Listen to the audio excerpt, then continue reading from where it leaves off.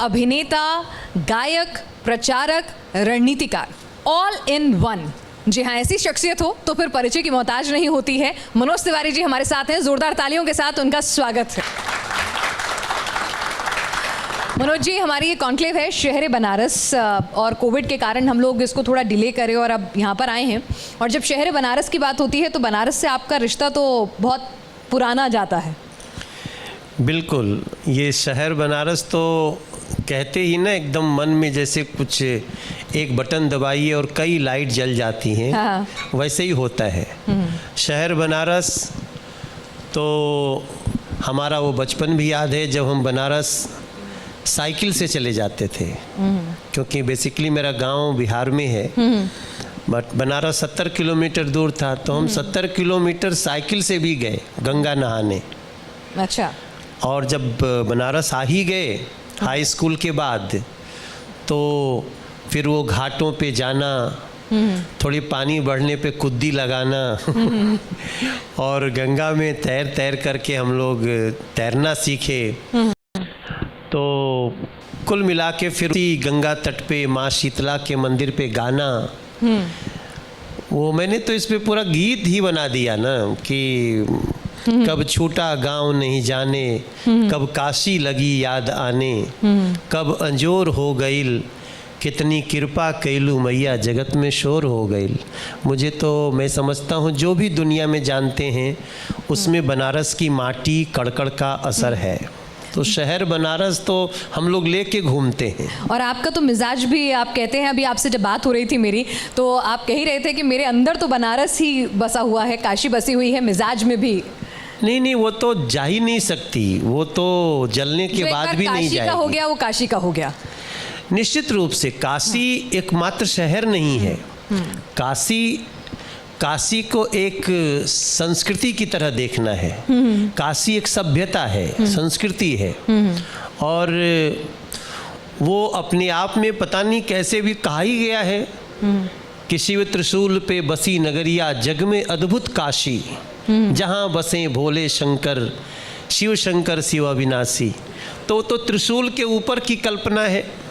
पता नहीं वो शास्त्रों में कैसे इस बात को क्या कही गई, इशारा क्या है, क्योंकि हम तो इंसान बहुत सारी चीज़ों को सुन लेते हैं तो मान लेते हैं, कई बार नहीं मानते तो थोड़ी बहस करते हैं, लेकिन ये मान के चलते हैं कि काशी शिव जी के त्रिशूल पे टिकी हुई है और इसीलिए काशी का कोई अनिष्ट नहीं कर सकता है। अब काशी का जिक्र हो रहा है तो मैं इस चर्चा को शुरू करूं, उत्तर प्रदेश के चुनावों के बारे में, पूर्वांचल के बारे में, तमाम पहलुओं पर बातचीत करूं, तो सबसे पहले काशी से ही शुरुआत करती हूँ। आपने काशी को बचपन में भी देखा, काशी को जवानी में भी देखा, काशी को बतौर कलाकार भी देखा और काशी को बतौर नेता भी देखा। कितना विकास हुआ है काशी में? अद्भुत। ये जो शब्द बोल रहा हूँ ना, इसके अलावा भी कोई शब्द ढूंढना चाह रहा हूँ। अच्छा। चूँकि मैं जन्म भी लिया बनारस में ही, कबीर चौरा हॉस्पिटल के एक छोटे से कमरे में मेरा जन्म हुआ। बाबूजी माताजी को लेके आए थे, तो उस समय का काशी भी देखे, मतलब काशी के बारे में सुने। और जब हम इंटरमीडिएट करने आ गए फिर हाई स्कूल के बाद, तो हम जो काशी देखे हैं और आज जो काशी देख रहे हैं, हम अभाव में जी रहे थे तब भी काशी देखे थे, हम जब प्रभाव में जी रहे हैं तब भी काशी देख रहे हैं। तो हम पता नहीं कैसे बोला था उन्होंने, नरेंद्र मोदी जी ने, कि माँ गंगा ने बुलाया है। वो बोले न बोले, काशी में रहने वाले लोग और आसपास के लोगों का ये विश्वास है कि माँ गंगा ने ही बुलाया है। सदियां बीत गई, हम गंगा के प्रति कभी उस भाव को नहीं भूले। गंगा मैली होती रही, लेकिन हम उस गंगा को पवित्र समझ के ही आचमन करते रहे। तो कहीं ना कहीं तो उनको आशीर्वाद देना था। तो इस बार आशीर्वाद दोबारा मिलेगा? क्या कहता है आपका दिल आपसे? बेबाकी से हाँ, जवाब की उम्मीद करूंगी, क्योंकि बनारस के लोग जो हैं वो बेबाक टिप्पणी करते हैं। नहीं, इसमें कोई दो राय नहीं है कि दोबारा उत्तर प्रदेश में भारतीय जनता पार्टी का आना बिल्कुल तय है, बिल्कुल तय है, इसमें कोई दो राय नहीं है। देखेंगे सीट कहाँ तक ठहरती है, क्योंकि हमने 2017 में तो बहुत बड़ी सफलता उत्तर प्रदेश के आशीर्वाद से मिला जी। एनडीए 330 तक पहुंची है। तो ऐसे स्थिति में अब हम उस 330 को भी छू पाएंगे या उससे आगे बढ़ जाएंगे या थोड़े पीछे रह जाएंगे, ये हम नहीं बता सकते आज जी। जैसी कृपा होगी उत्तर प्रदेश की। लेकिन उन लोगों के मन से और पिछले 5 साल में हुए परिवर्तन से हम जैसे लोग ये मान के चल रहे हैं कि इस समय उत्तर प्रदेश में और कोई दूसरा विकल्प ही नहीं है भारतीय जनता पार्टी का। विकल्प ही नहीं है, तो आप ही लोग एक विकल्प हैं। लेकिन कहा जा रहा है मनोज जी, क्योंकि आपके ऊपर जिम्मेदारी भी है पूर्वांचल के लिए, स्टार प्रचारक तो आप पूरे यूपी में रहेंगे, देश में भी जब जब चुनाव होते हैं पार्टी की तरफ से। जी। दिल्ली से आप सांसद हैं, लेकिन कहते हैं कि अगर दिल्ली जीतनी है तो पहले यूपी जीतना है, और यूपी जीतनी है तो पूर्वांचल जीतना है। पूर्वांचल की राह कितनी मुश्किल है, सच से बताइएगा, क्योंकि कुछ वहाँ पर मतभेद और कोरोना की दिक्कतें, किसानों की थोड़ी नाराज़गी, तमाम चीज़ें हैं वहाँ पर। नहीं, इसमें कोई दो राय नहीं है कि कोरोना से जो समस्या हुई है वो सबके समक्ष है। लेकिन लोगों के मन में ये तो है कि कोरोना कोई उत्तर प्रदेश की मात्र समस्या नहीं थी या केवल भारत की समस्या नहीं थी, ये एक वैश्विक समस्या थी और उसमें निश्चित रूप से बहुत सारी चुनौतियां थीं, बहुत सारे संघर्ष थे। लेकिन उसके बावजूद जिस प्रकार से उत्तर प्रदेश लड़ा है कोरोना से, वो हम इसमें बहुत करेक्ट कोई हम नहीं उसको हम कभी संतुष्ट नहीं होने वाले उससे। लेकिन हम तो दिल्ली के हैं, हमें वो दिन याद है जब दिल्ली में हमें किसी के लिए ऑक्सीजन की ज़रूरत पड़ी और मैं यहाँ के जो दिल्ली के पूरे नोडल ऑफिसर थे उनको फ़ोन किया। वो बोले भाई साहब इसके अलावा कुछ भी बोलो। और वैसे ही मैं ऑन रिकॉर्ड बोलना चाहता हूँ, मैंने बनारस फ़ोन किया, कौशल राज शर्मा वहाँ डीएम है और मुझे एक अस्पताल में, छोटा सा अस्पताल था जी। मैंने कहा वहाँ ऑक्सीजन की ज़रूरत है। और 2 दिन में मुझे पेशेंट ने बताया, उनके परिचित ने बताया कि भैया रेमडेसिविर चाहिए। मैं ये जानते हुए कि रेमडेसिविर उसकी दवा नहीं है, फिर भी जिसके लिए हम दिल्ली में एक लाइन सुनते थे कि सर इसके लिए फ़ोन ही मत करिए, सर मेरी तबीयत खराब है, नोडल ऑफिसर ऐसे बोलते थे, सर कुछ नहीं हो सकता। और कौशल राज शर्मा ने कहा सर रात में, मैंने उनको फ़ोन किया था दिन में 3 बजे, बोले कि रात में 9:30 बजे वहाँ पहुँच जाएगा। और उन्होंने तुरंत लिस्ट बता दिया, बोले नाम क्या है, मैंने लिस्ट बताया, उनके पास उस हॉस्पिटल के उस पेशेंट का लिस्ट में नाम था। और सुबह सुबह उसका आदमी का जिसने कहा था मुझे, बॉम्बे का था वो, वहाँ का उसका परिवार रहता था, वो मतलब मुझे ये कह के लिखता है कि भैया तुम जीवन में मेरे लिए भगवान हो गए। तो मतलब आप कह रहे हैं कि यूपी पास हो गया कोरोना में, ठीक है, बहुत समस्याएं आई होंगी, लेकिन हमारा ये एक्सपीरियंस रहा कि जो व्यवस्था थी वो बड़ी चाक चौबंद और जमीन पे परफॉर्मेंस करने वाली थी।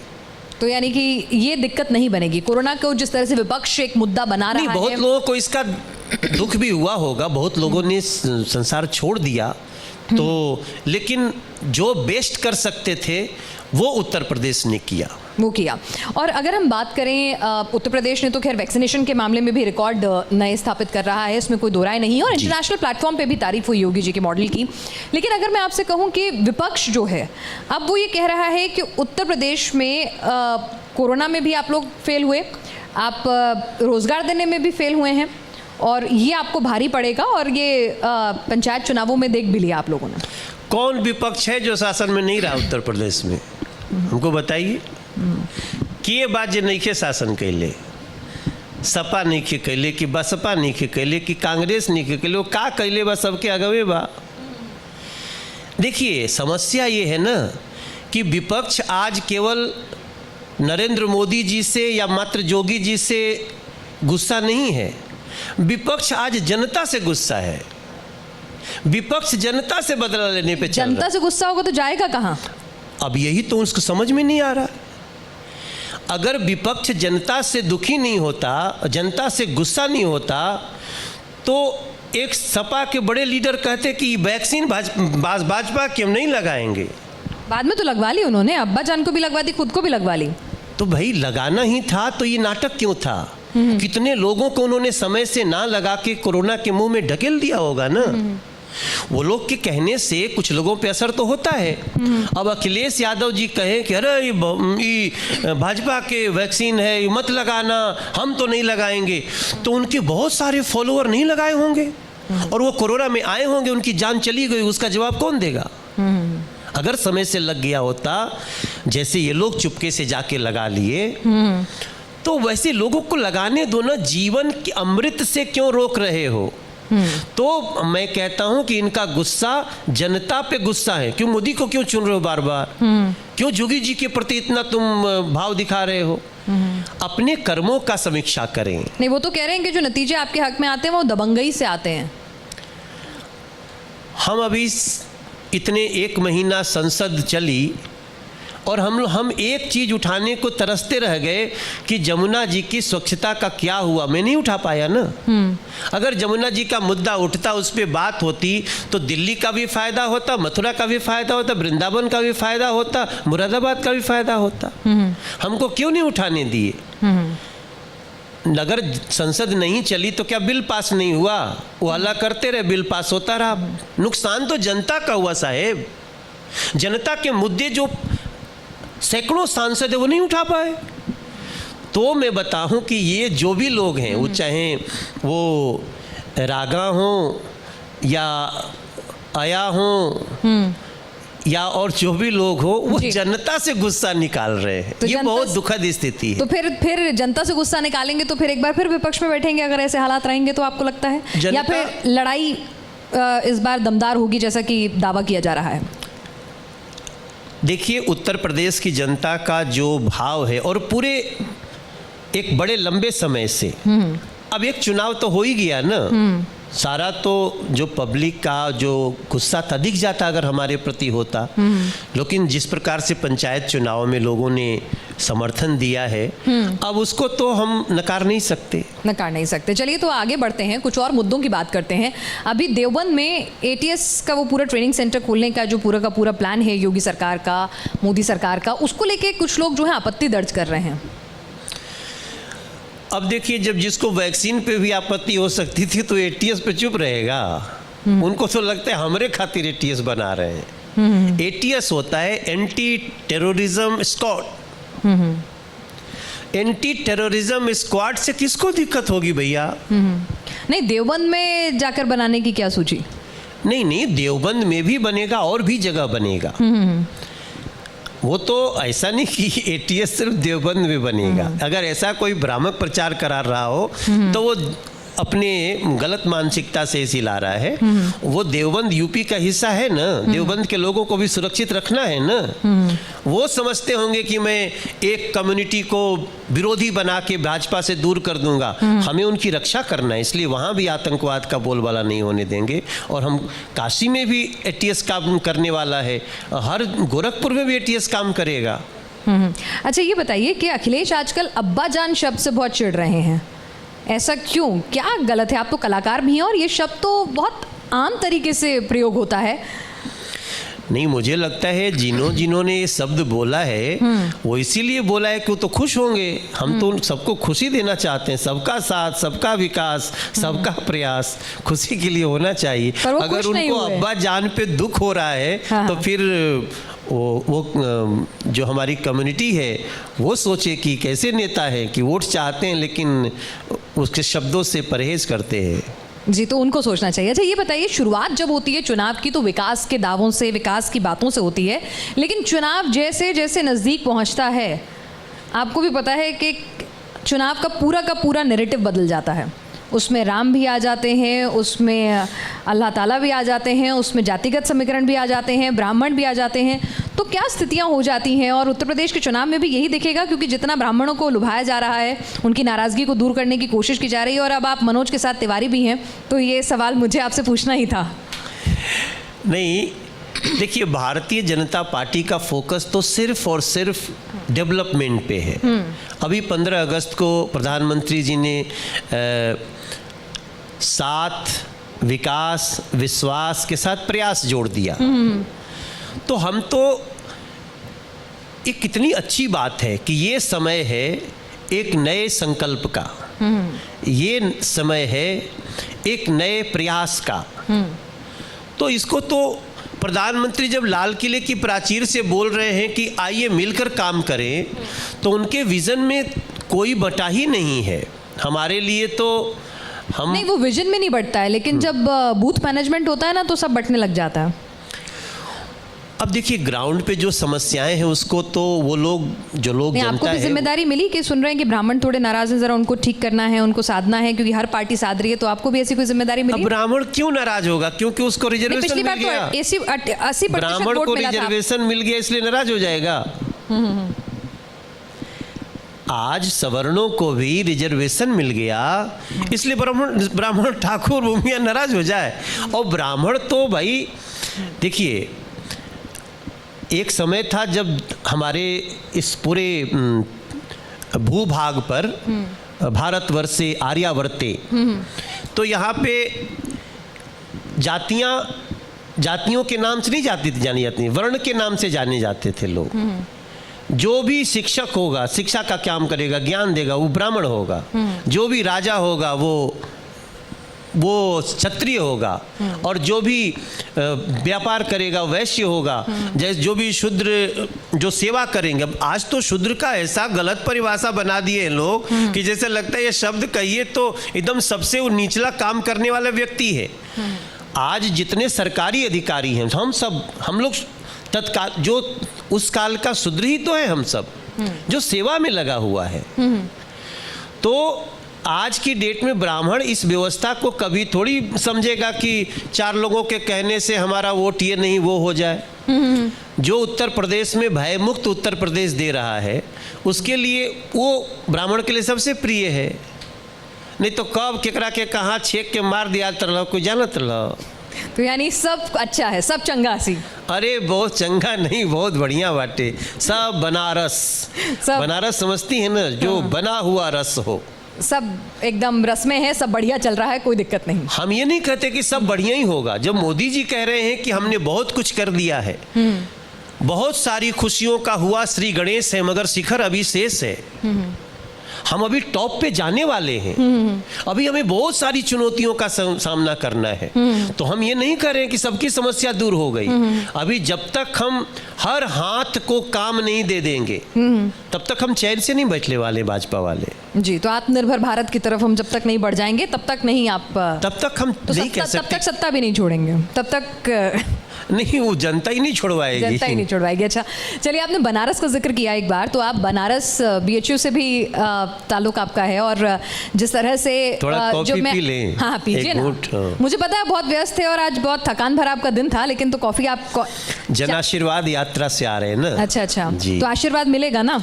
अरे अब बड़ा धूप में इतना पसीना बहा रहे हैं तो आशीर्वाद 4 घंटा थे धूप में, इसलिए इधर थोड़ा सा इधर कुछ दर्द हो रहा है नस में। चलिए, तो पुरानी जरा नॉस्टैल्जिया में चलते हैं, थोड़ा दर्द आपका थोड़ा हल्का करते हैं, भारी भारी बातों से जरा कॉलेज के दिनों में याद कराते हैं आपको। तो BHU में रहे आप, मैं पढ़ रही थी आपके बारे में, तो पता चला महावीर मंदिर शीतला घाट पर जो गायकी जिसके लिए आप जन जन तक जाने जाते हैं, लोगों के चहेते मनोज तिवारी बने, उसके बाद नेता बने, तो वो वहीं की देन है। जरा कुछ किस्से, कुछ गाने उस वक्त के अगर हो जाएं तो। हमने तो मैं अपने गीतों को बहुत सोच समझ के लिखता हूँ। मेरे 4 गाने कानून बन चुके हैं। अच्छा। हाँ, मैंने सबसे पहले गाना गाया था कि गंगा मैया के समैया से बचा ले भैया, भारत के कल्याण चाहे तो गंगोत्री से गंगा सागर पड़ल बा भारी खतरा में। अरे बहुत लोग परेशान बा भैया, जिंदगी पड़ल अफतरा में। गंगा नदी ना सभ्यता सजा लाए भैया, गंगा नदी ना सभ्यता सजा लए भैया, भारत के कल्याण चा। नमामि गंगे बन गया, कानून बन गया। मैं कैसे भूल सकता हूँ। नरेंद्र मोदी जी को मैं कितना धन्यवाद दूँ। उनको क्या पता था मनोज तिवारी 97 से गंगा बचाओ गाना गाता था। मैंने लाल बत्ती पे गाना गाता था, मैं बनारस में रहता। हाँ, ये जो नेताओं की गाड़ी वाली लाल बत्ती। हाँ, एक बार हमने गाना गाया था, बहुत मंत्री बन गए थे। अच्छा। यूपीए में। आपकी गाड़ी पे तो है अभी? नहीं, मेरी का उतर गई। हमार का सबकर उतर गई।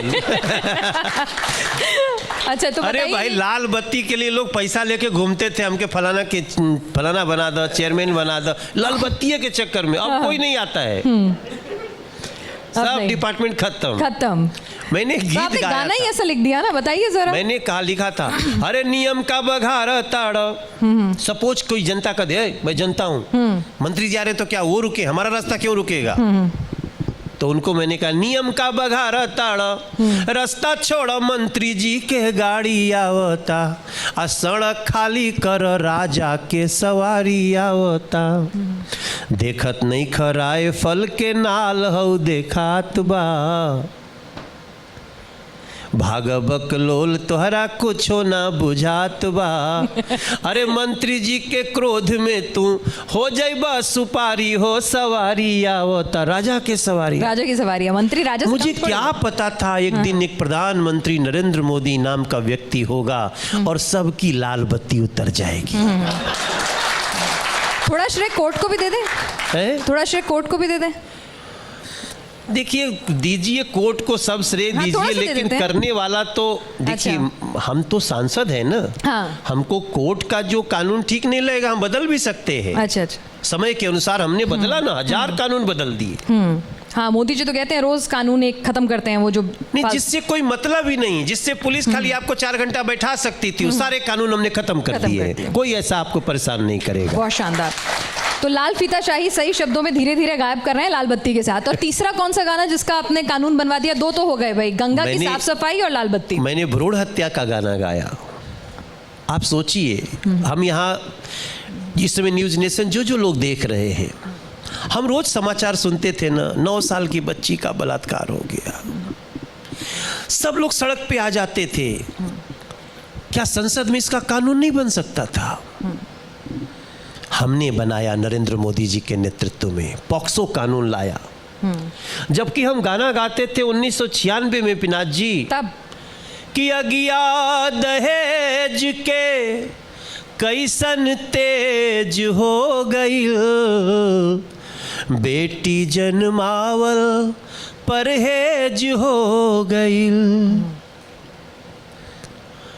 हमने उसमें एक लाइन गाई थी कि ढेर नहीं खेदीन अब तो हो जुग आई, कि शादी बदे बचवा कंपटीशन देवे जाई हो। आप कहाँ जा रहे हो? लड़के लड़के होंगे कैसे? मैं 2 बेटियों का पिता हूँ। I am proud of my 2 daughters. तो मुझे गर्व हुआ कि एक पॉक्सो कानून आता है, एक बेटी बचाओ बेटी पढ़ाओ एक कानून बन के शुरुआत होती है। हर जिलों को 50 लाख से 1 करोड़ रुपया दिया जाता है। बेटियों को मौका दो आगे उड़ने का। और आज देखो बेटियां क्या क्या, एक बेटी सामने बैठी है ना। बिल्कुल। और अब तो एनडीए में भी जाने के लिए अनुमति मिल गई है, तो एनडीए का एग्जाम भी दे सकेंगी, कोर्ट ने कह दिया। तो अब तो सैनिक स्कूल में भी बेटियों को शामिल कर लिया गया। तालियां बजाकर देश को स्वागत करना चाहिए उत्तर प्रदेश को। ये देखिए, मेरा क्या है ना पिनाक जी, मैं सेमी पॉलिटिकल हूँ, मैं फुल पॉलिटिकल नहीं हूँ। कई बात में तो मन से जाएगा ही नहीं ना आपका जो। नहीं, अगर कहीं हमारी पार्टी गलती करेगी तो सबसे पहले मैं ही बोलूंगा, मैं बोल दूंगा, क्योंकि मैं इसी भाव में आया हूं कि हमें समाज के हर सेक्टर को समान रूप से देखना है, सबको सुविधा देना है। तो ऐसे में तो गलती होगी तो मैं बोलूंगा। इसलिए मैं आपसे, मेरा मन कहता है ना कि ये देश के लोग भी समझ गए हैं।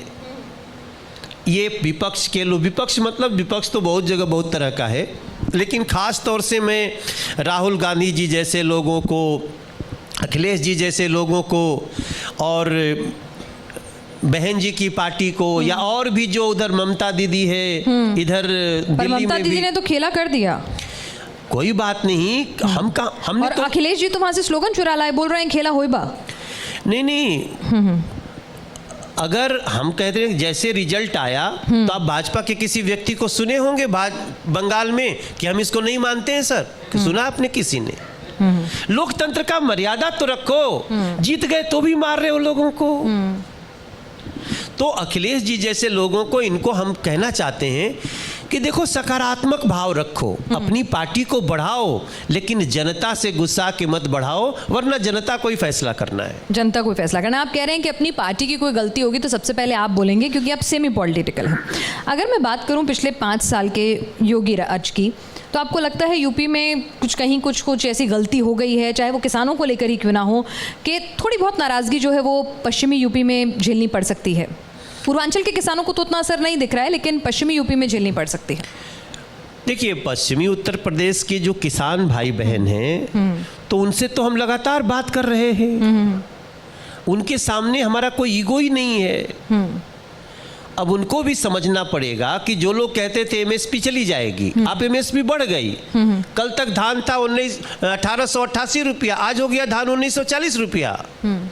कल तक गेहूं था 1875 रुपया, आज गेहूं हो गया 1945 रुपया। तो हम तो आपका कोई नुकसान नहीं कर रहे हैं। हाँ, कुछ लोग हैं जो इस पे लोगों को खौलाने में लगे हैं, तो जो खौलाने वाले हैं वो तो काम करेंगे अपना, लेकिन मुझे पूरा लगता है ना विश्वास कि किसान भी साथ आ जाएंगे, कि किसान भाई भी, बाकी तो किसान साथ में है ही है। देखिए, इस देश को समझना पड़ेगा। प्रधानमंत्री जी ने बड़ी साफ बात समझाई 15 अगस्त को। 80% किसान वास्तव में, जब घर में जनसंख्या बढ़ी रही है, भाई खेत बंटने लगा, हम लोग इस पे आजकल लोक गायक गाना गाने लगे हैं। इस पर भी? हाँ। अच्छा, देखिए, मैं आपको एक चीज सुनाता हूँ। लोक गायन में जब कोई विषय आता है तभी आता है जब गायक को लगता है कि ये विषय चलेगा, क्योंकि एल्बम बिकता है, उसको लोग खरीदते हैं। तो अभी एक गीत में कुछ दिन पहले ही सुना था कि खेत बारी बिक जाई, पाई पाई बबुआ, एक बिगहा में कैसे होई कमाई बबुआ। 4 गो भैयवन में भइल बंटवारा, सब कोई घूमताटे बनी के पवारा।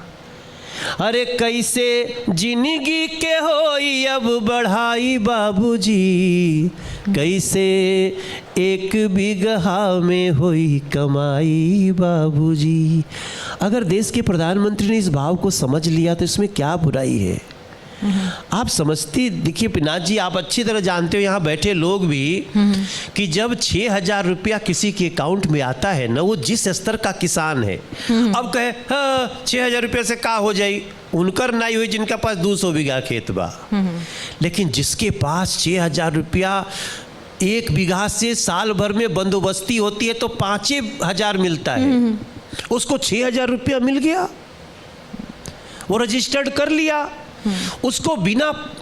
उसको इसलिए कि किसान का मनोबल बढ़ना चाहिए। तो बाकी भी जो किसान नेता है उसको क्यों नहीं समझ रहे हैं? और हम 20% को भी कोई नुकसान थोड़ी दे रहे हैं। मैं भी किसान हूँ, लेकिन मैं बड़ा किसान हूँ, और मैं 200 बीघे का किसान हूँ। हमार माई खेती बाड़ी करेले, आज भी मेरी माई 82 साल की है। अच्छा। हाँ, तो किसान का दर्द जो था, असल किसान का दर्द तो बिहार के लोगों से पूछो, यूपी के लोगों से पूछो, जिनका पूरा अनाज खरीदाता ही नहीं है। पंजाब के किसान का तो एक एक दाना खरीदाता है। काहे परेशान हो भैया? जिसने पैदा कर दिया उसको खरीदना ही है सरकार को, और पूरे एमएसपी पे खरीदना है। अब आप हवा में कुछ बातें हो रही हैं, मंडी बंद हो जाएगी, हमारा कल जमीन चल, ये तो भविष्य के काल्पनिक प्रश्नों को लेकर के आप खौला रहे हैं, वो ठीक नहीं है। जैसे मैं भी, तो भोला वाला किसान बहकावे में तो नहीं आएगा, साथ रहेगा आपके? किसान तो बिल्कुल, मैं बताऊं, किसानों का नरेंद्र मोदी से बड़ा हितैषी मैंने अपने होशो हवास में नहीं देखा। चलिए, तो आप कह रहे हैं और आप खुद किसान भी हैं, तो बातचीत भी हुई होगी आपकी। आगे बढ़ते हैं अगले। नहीं, मेरा फायदा हो रहा है। हाँ, कभी हमारा माई के इंटरव्यू करवा ली आप गांव से जाके, मेरी माँ को मैं कहूँगा भी ना कि देखो मैं तुम्हारा बेटा हूँ, मैं सांसद हूँ मोदी जी के साथ, तभी उसको तकलीफ होगी तो कही हाँ मोदी जी का बतिया कद नहीं कैला अभी मेरी माँ बोली देगी। हाँ। लेकिन मेरी माँ को मैं देख रहा हूँ, एक दिन हम गए थे तो जल्दी में थे तो एयरपोर्ट छोड़ने आई, रास्ता भर हमको तारीफ करती आई। अच्छा मोदी जी की नहीं तारीफ कर रही है, कानून की तारीफ करिए कि वो झूरी तिवारी के मेहरारू के जो नहीं 20,000 रुपया देवले रहला कि हाँ अब उनके घर मिल गए, उनका घर बन गए, गैसो आ गई बा उनका घर में, अब पेंशनो मिलता। अब मैं सुन रहा हूँ माँ को भैया ये जो फायदे हुए हैं ना टॉयलेट से लेके, और ये बहुत बड़े स्तर पे देखो 500 रुपया भी देना हो तो किसी की मजाल नहीं, 1 रुपया काट ले, अगर उसका जनधन अकाउंट में है उसके अकाउंट में पैसा आया होगा, कौन भूल सकता है। चलिए, तो आपको लगता है ये सारे काम जो है काम बोलेगा आपका।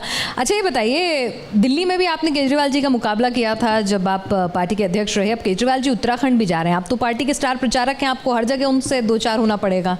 क्या लगता है उत्तराखंड में क्या कुछ कमाल दिखा पाएंगे? मुझे लगता है उनका बेस्ट जो लोगों को भ्रमित करने का समय था वो था 2020-21। तो अब केजरीवाल जी भ्रमित नहीं कर सकते लोगों को।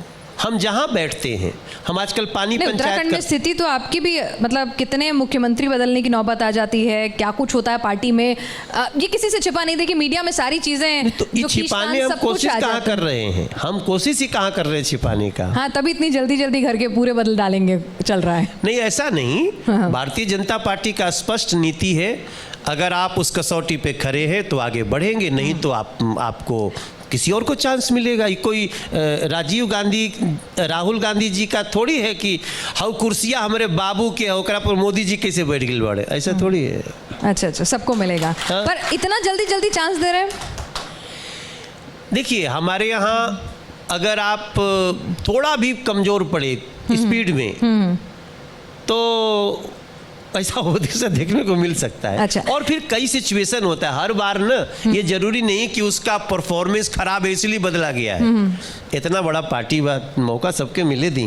अच्छा, सबको मिलना चाहिए मौका। अब ये बताइए कि आपको क्या लगता है कि जो स्थितियां हैं तो वहां पर कुछ कमाल करेंगे केजरीवाल जी, क्योंकि वो बहुत आशान्वित हैं उसको लेकर?